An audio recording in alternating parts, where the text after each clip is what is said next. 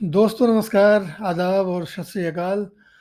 आज मैं आपके साथ एक ख़ास गुफ्तगू अ, करने वाला हूँ, जिसका विषय है हमारे जीवन का धार्मिक पक्ष, जिससे हम रोज़ ही रूबरू होते हैं और जिसके बिना हमारी दिनचर्या पूरी नहीं होती है। धर्म एक ऐसा पक्ष है, जो इस समय बहुत ही व्याप्त दिखाई देता है हमारे जीवन और उसके आसपास।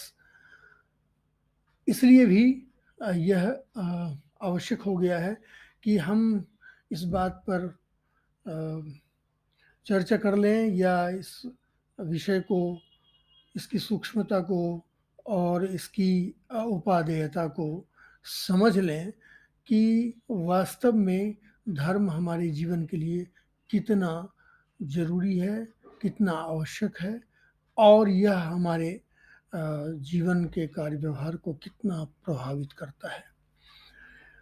हम मानव हैं, मूल रूप से हमारी जो ज़रूरतें हैं, वो हमारे मानवीय पक्ष के इर्द-गिर्द घूमती है। जो प्रकृति ने हमें उपलब्ध कराया है, हमारा स्वभाव, हमारे अंदर की संवेदनाएँ और उसको पूर्ण करने की जो संसाधन, सुविधाएँ हमें मुहैया कराई गई हैं प्रकृति की ओर से, उसमें अ, आज के प्रचलित धर्म का कोई स्थान या ज़िक्र नहीं है। यह मानव के द्वारा निर्मित और प्रतिपादित वो पद्धति है, जब वह अपने निजी ज़रूरतों को, अपने सामुदायिक ज़रूरतों को पूर्ण करने के बाद के स्पेस को भरने के लिए व्यवस्थित किया था, प्रतिपादित किया था। धर्म का जो मूल भाव है और इसके प्रतिपादन के समय जो इसके पीछे की भावना थी, वो ये थी कि हमारा जो कर्तव्य है, मनुष्य के रूप में हमारी जो उपादेयता है, वह है अपना ख़्याल रखना और दूसरों की सेवा करना। सभी धर्म कहते हैं कि हमारे मूल में सेवा भावना है, लेकिन आज जो चारों तरफ धर्म के झंडे फहरा रहे हैं, लहरा रहे हैं, क्या हम इसको देखकर कह सकते हैं कि इसमें किसी तरह की सेवा भावना है या कि ये सिर्फ प्रदर्शन है, शक्ति का प्रदर्शन है? हम किसी पर अपना प्रभाव डालना चाहते हैं, अपनी धौंस जमाना चाहते हैं, तो उसके काम आ रहा है ये धार्मिक व्यवहार। तो सेवा भावना तो ये हुई नहीं। धर्म इस बात पर निर्भर करता है कि वह किसी एक अधीश्वर को मानता है कि संपूर्ण संसार उसी से संचालित है, उसी के बनाए नियम और उसी के बनाए कानून के तहत ये संसार संचालित हो रहा है। लेकिन आप इस में एक बात देखें कि प्रकृति ने जैसे मानव को बनाया, वैसे ही पशुओं को बनाया, वैसे ही पक्षियों को बनाया। ठीक है, पहाड़, पठार, नदियाँ, मैदान, काँटे, फूल सब उसने बनाए हैं। लेकिन जो प्राण तत्व हमें गतिशील दिखाई देता है, वो पशु पक्षियों में है और सर्वाधिक मनुष्यों में है।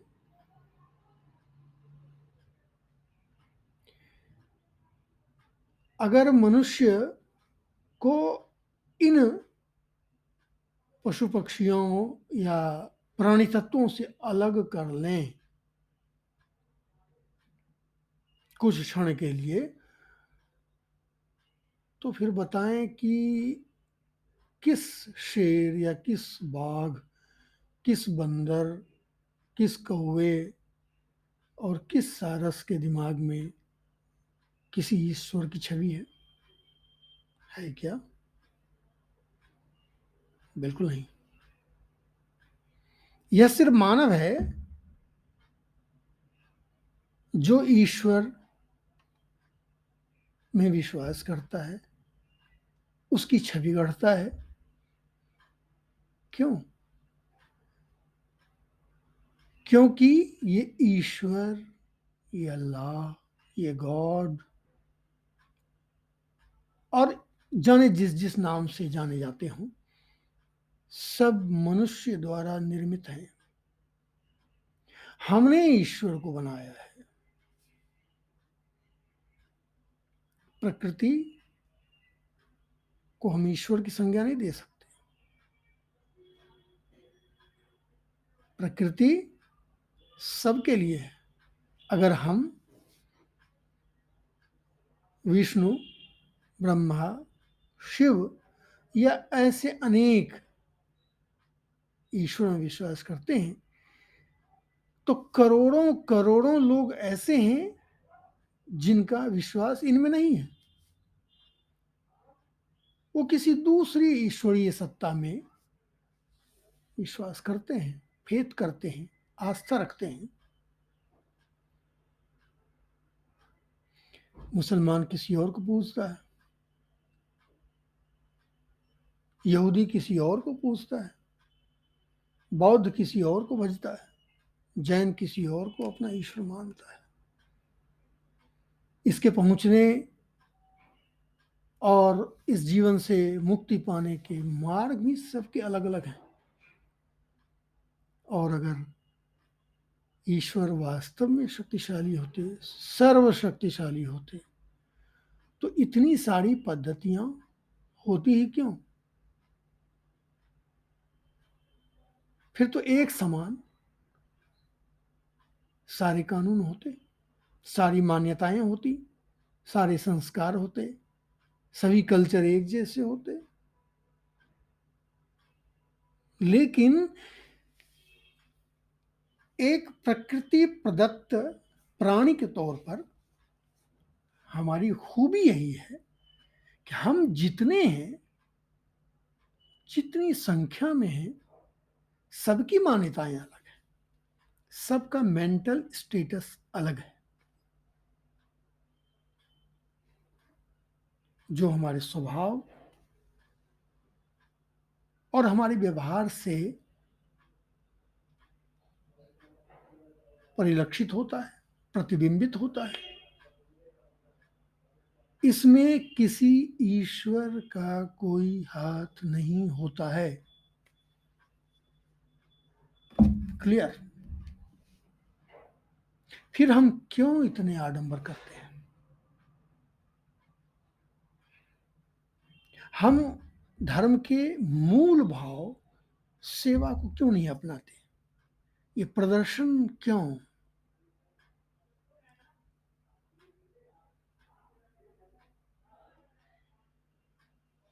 एक उदाहरण के तौर पर सपोज कोई एक गांव है जिसे कभी आपने देखा हो 20 साल, 25 साल, 30 साल पहले, कि फूस के घरों की भरमार थी, लोगों के पास नौकरियां बेहद कम थीं, रोजगार के अवसर बहुत कम थे। तब उस गांव के लोग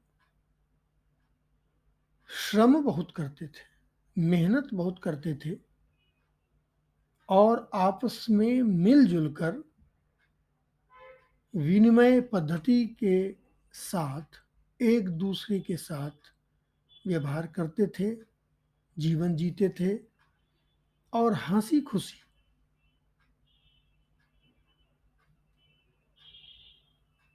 जीवन का आनंद उठाते थे। धीरे-धीरे वह गाँव संपन्नता हासिल करता है। कुछ लोग अच्छे पदों पर चले जाते हैं, कुछ लोगों के पास अतिरिक्त पैसे आ जाते हैं और कुछ लोग इतने प्रभावशाली हो जाते हैं कि उनकी बात गाँव में फिर कोई काटता नहीं है या काटने की हिम्मत नहीं करता। उसके बाद उस गाँव में आप पाएँगे कि जो परस्पर सहयोग की जो भावना थी, वह खत्म होती चली जाती है। आपस में बनाव नहीं रहता है, लेकिन धार्मिक कार्य जोरों से चलता है। कभी रामायण पाठ हो रहा है, कभी भागवत कथा हो रही है, कलश यात्रा निकल रही है, यज्ञ हो रहे हैं, मंदिर बन रहे हैं।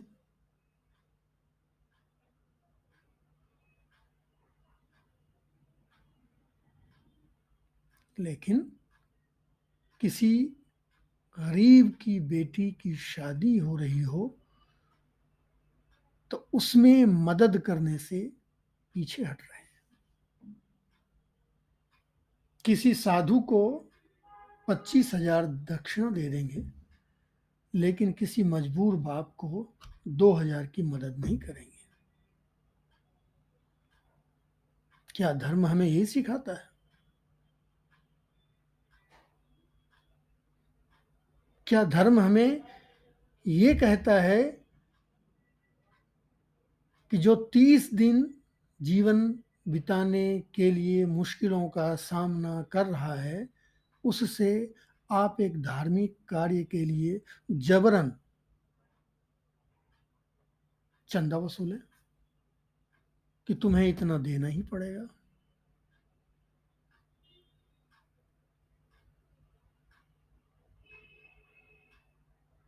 कभी आपने ये सोचा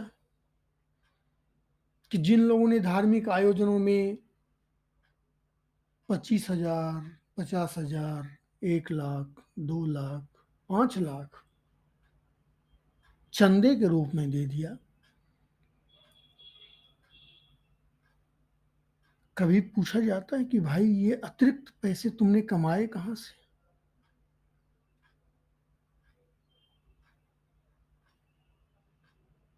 एक आम इंसान की जिंदगी में परिवार का भरण पोषण करते हुए और बच्चों को शिक्षित करते हुए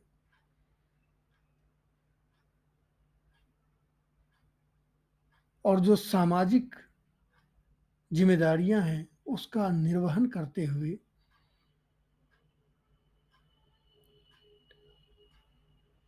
इतना अर्जित नहीं हो सकता कि वो किसी बिना वजह के आयोजन में हजारों हजारों का चंदा दे दे। 2,000 की संख्या हो सकती है किसी गांव की, मान लीजिए 2,500 की होगी। आजकल तो कोई गांव खुद में अपने आप में एक पंचायत होता है या फिर 2-4 गांव को मिला करके एक पंचायत का निर्माण होता है। सपोज मान लीजिए गांव की संख्या 2,500 है। निश्चित तौर से उस संख्या में 2,000 लोग ऐसे होंगे जो मुश्किल से अपना जीवन गुजार रहे होंगे, जिनके पास इतनी बचत नहीं होगी कि वो उस बचत में से निकाल करके अपनी अतिरिक्त ज़रूरतों को पूरी कर ले। और उसमें से हज़ार लोग तो ऐसे होंगे जो आजीवन कर्ज में डूबे होंगे। कि जब भी कोई काम करेंगे या कोई पर्व ही मना लेंगे, तो बगैर कर्ज के संभव नहीं है कि वो कोई काम कर ले। ऐसी स्थिति में किसी यज्ञ पर करोड़ों रुपए खर्च कर देना कहाँ की मानवता है? और वो ईश्वर कैसे खुश हो सकता है कि जिसके हजारों संतानें दुख में हो, कष्ट में हो,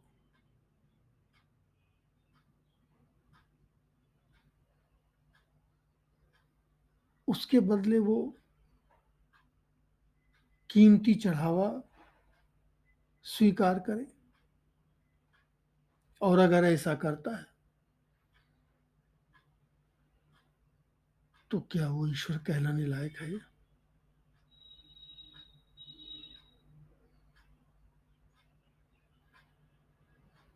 वास्तव में कोई ईश्वर अगर होगा तो उसकी तो कतई इच्छा नहीं होगी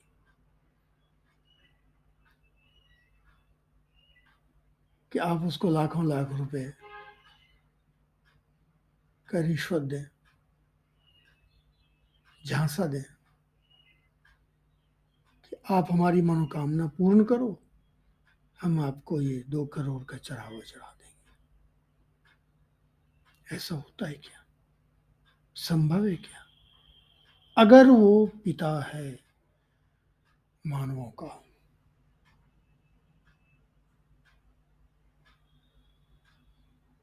तो उसकी आत्मा यह कबूल नहीं करेगी।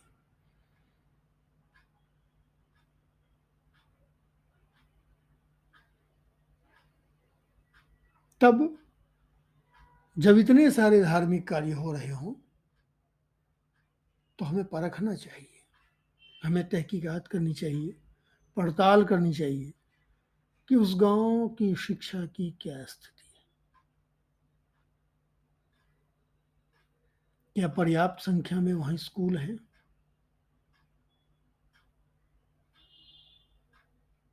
क्या वहां के सारे बच्चे पढ़ाई कर रहे हैं? क्या उस गांव की सारी बालिकाएं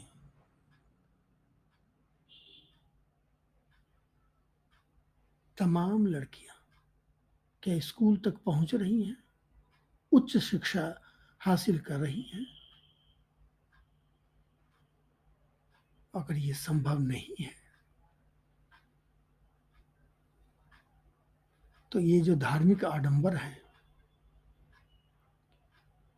उस मानवता पर एक श्राप है। ये प्रदर्शन चिढ़ाने के लिए है और कुछ नहीं।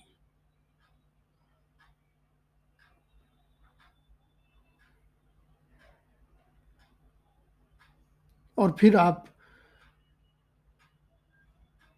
उन धार्मिक मान्यताओं में अगुवाई करने वालों की सोच को परखें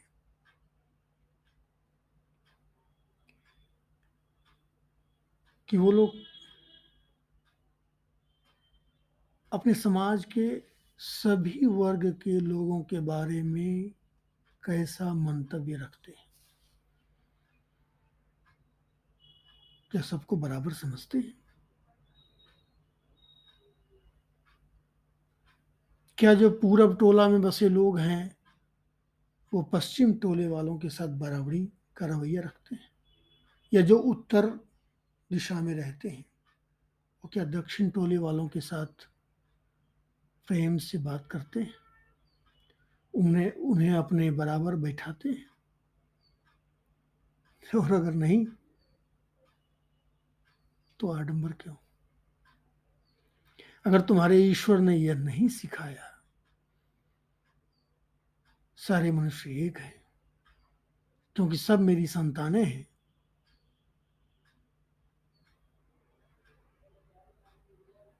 तो वो ईश्वर कहलाने लायक कैसे हो सकता है? या फिर हम इतने नाकाबिल हो चुके हैं कि हम खुद अपने ईश्वर का कहा नहीं मानते।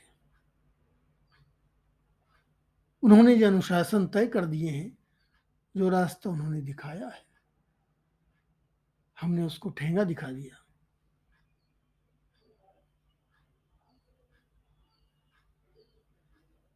एक ही जगह के 6-7 लड़के पढ़ लिख कर सफलता हासिल करते हैं, विभिन्न पदों पर पहुंचते हैं। आप आकलन करिए कि चर्चा किन बच्चों की होती है। बेशक जो सक्षम घर के हैं, जो उच्च वर्ण के लोग हैं, उसी की होती है। क्या पिछड़ों और दलितों के टोले से निकले बच्चे जो उच्च पदों पर पहुंचते हैं, कभी उसकी चर्चा होती है क्या? क्या उसको हम साथ में बगल में बैठाकर उनसे बातचीत करते हैं क्या? उन्हें अपना मानते हैं क्या? और अगर नहीं मानते तो हम धार्मिक कैसे हो सकते हैं?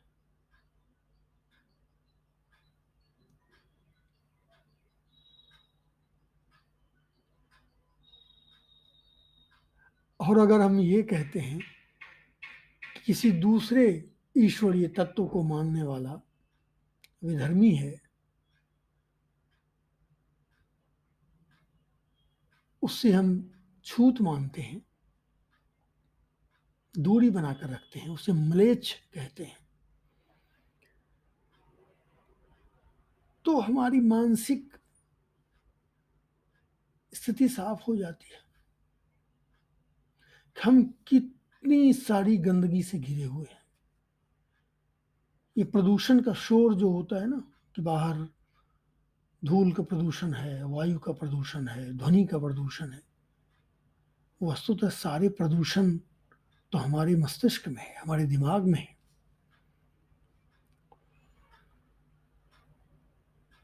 जिसका प्रदर्शन हम धार्मिक पताकाओं को फहरा कर करते हैं, शस्त्रों को लहरा कर करते हैं और अपने ईश्वरों की जयकारे लगाकर करते हैं।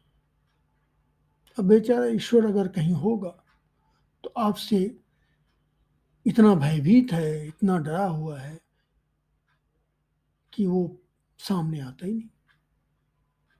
उसकी शक्ति तो क्षीण हो गई है। आप उसे एक खास मंदिर या देवस्थल में बिठाकर बंद करके रखना चाहते हैं। हमारी क्या व्यवस्था होती है कि सुबह हमने मंदिर को धोया, पूजा पाठ किया, पट बंद कर दिया, जैसे वो ईश्वर हमारे इशारे पर चलते हों कि भैया तुमने हम सफाई कर दिया है और तुमको भोग लगा दिया है, अब तुम आराम करो, और जब मैं ताला खोलूंगा तब फिर तुम जो तुम्हारी डिमांड होगी, नाश्ता करना या फिर शाम की आरती वारती दिखा दूंगा और फिर रात में ताला बंद कर दूंगा, तुम सो जाना। इतना कमजोर है हमारा ईश्वर कि एक घर में कैद करके, एक मंदिर में कैद करके हम रखे हुए हैं उसको।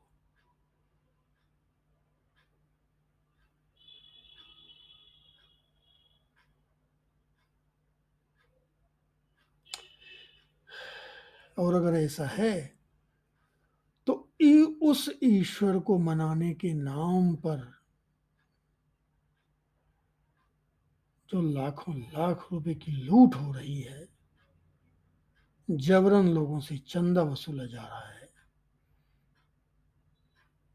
इसको तो बंद करना पड़ेगा। ये डकैती है, ये सरासर लूट है।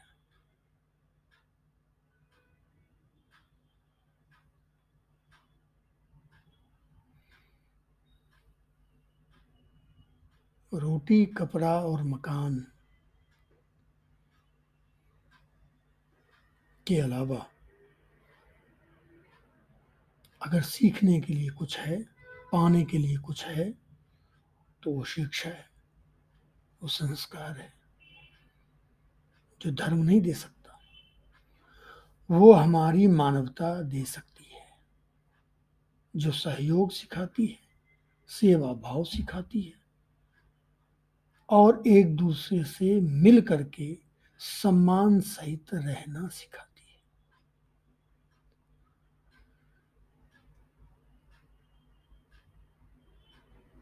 और इस मानवता को अगर हम स्वीकार नहीं करते तो हम धर्म का आडंबर करते हैं और इसके अलावा कुछ नहीं करते। फिर धर्म एक नशा है जिसमें डूबकर हम अपनी जिंदगी तो बर्बाद करते ही हैं, दूसरों को भी कष्ट में डालते हैं।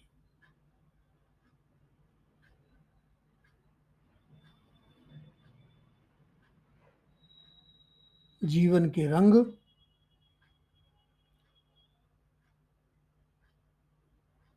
आपसी मेल मिलाप में है,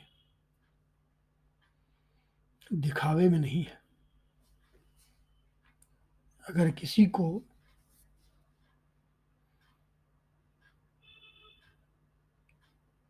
इतनी शक्ति प्रभाव प्राप्त हो गई है, इतनी ताकत उसे हासिल हो गई है कि 10 जरूरतमंद लोगों की मदद कर सकता हो,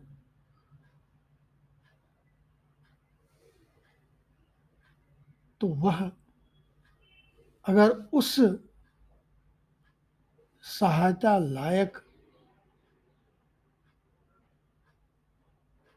धन का, शक्ति का, उस ताकत का इस्तेमाल किसी मठ, किसी मंदिर, किसी धर्मस्थल में लगाता है, तो वह इंसानियत को ठेंगा दिखाता है। वह मानता है कि वास्तव में ईश्वरीय ताकत है वो उसमें आ गई है, क्योंकि उसके पास तो पद है, पैसा है, धन है और ताकत भी है। उसकी इच्छा हो कि जब वो आए तो 10 लोग उसके अगल बगल दिखें, उसकी बातें सुने,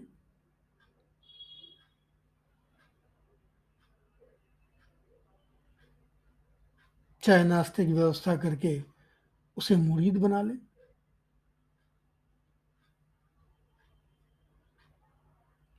और उसी चाय नाश्ते के बदले ऐसी ऐसी बातें कहें कि वो इतना बेइज्जत हो जाए, इतना डिमोरलाइज हो जाए कि वो आपके आगे सर न उठा पाए।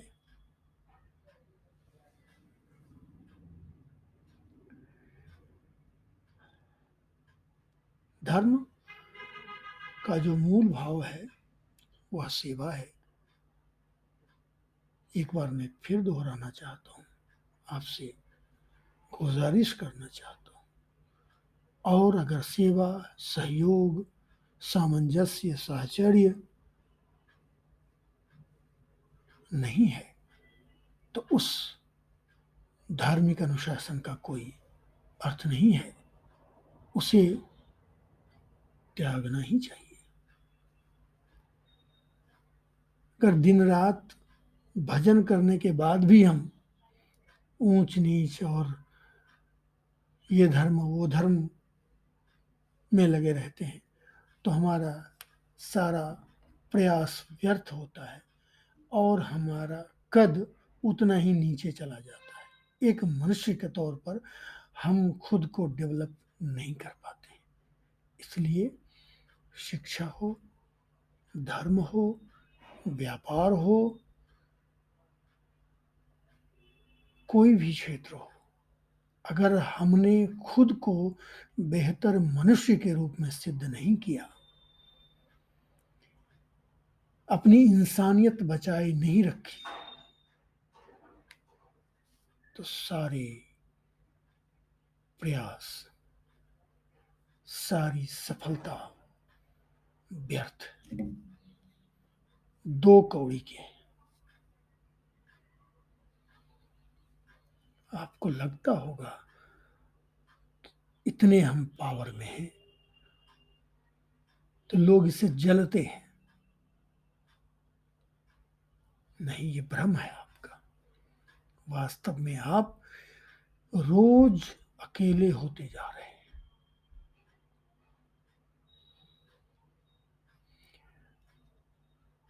इसका उदाहरण आप इससे समझें, किसी शहर की खूबसूरती तब दिखाई देती है जब वहां सैकड़ों बड़ी बड़ी बिल्डिंग समान रूप से होती हैं।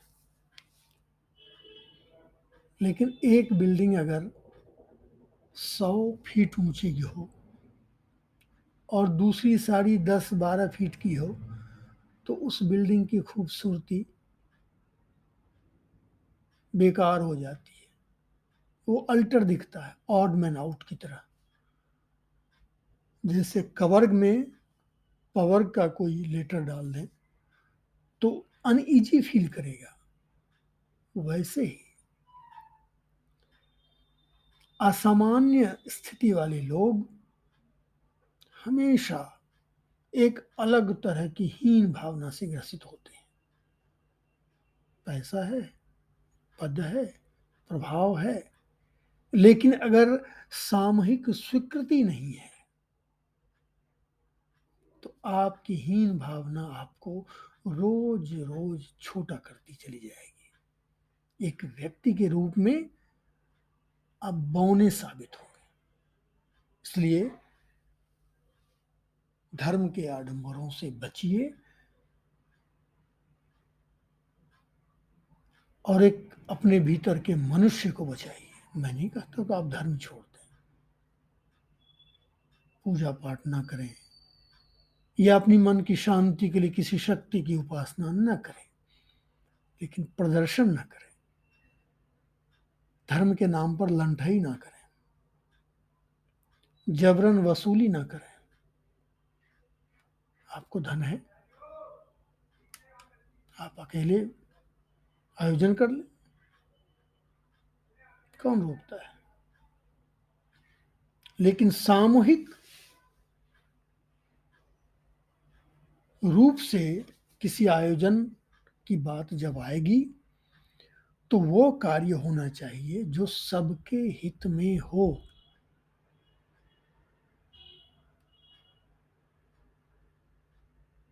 दस दिन के यज्ञ में अगर हम 5-6 करोड़ खर्च कर देंगे, तो उससे हमारे समाज का क्या भला होगा? और उसी 5-6 करोड़ में अगर हम अपने बच्चों के लिए पुस्तकालय खोल दें, छात्रावास बना दें, नया स्कूल खुला दें, कोचिंग संस्थान चला दें, अच्छा सा पार्क बना दें, तो उसके मानसिक और शारीरिक विकास के काम आएगा। सामूहिक आयोजन या खर्च या चंदा जब भी हो, अगर इसके अनुकूल नहीं है,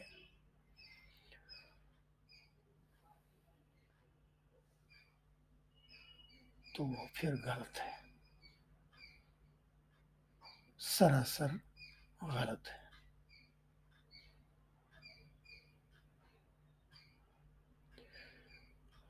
आज के लिए मित्रों इतना ही है। फिर कभी आपसे किसी नए विषय पर गुफ्तगू करेंगे और कुछ नई बातें साझा करेंगे। तब तक के लिए विदा लेता हूँ। नमस्कार, आदाब, सत श्री अकाल।